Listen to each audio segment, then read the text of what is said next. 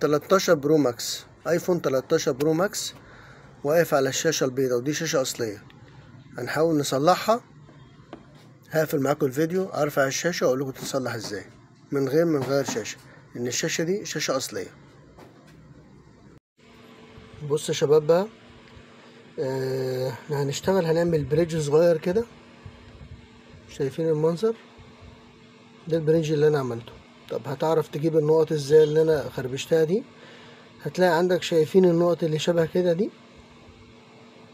هتلاقي عندك 3 نقط هنا، 1 2 3. انا خربشت رقم 3 دي، اللي هي 3 نحاسات دول قصادهم 3 نقط فوق، خربش رقم 3 دي. وهنيجي هنا هتلاقي 3 نقط نفس شبه النقط دي كده، بس هنا هتلاقيها 1 2 3.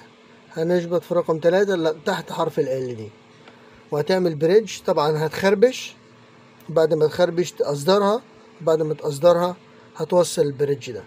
تعال نجرب بقى، نشوف الشاشة تشتغل ولا لا. يلا بقى نجرب مع بعض كده. يا رب.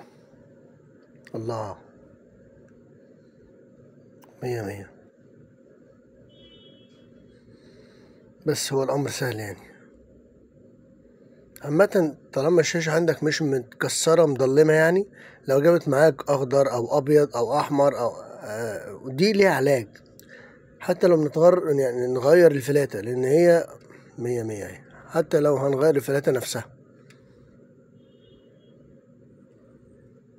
التاتش شغال تمام. بس حبايبي، يا رب أكون أفدتكم.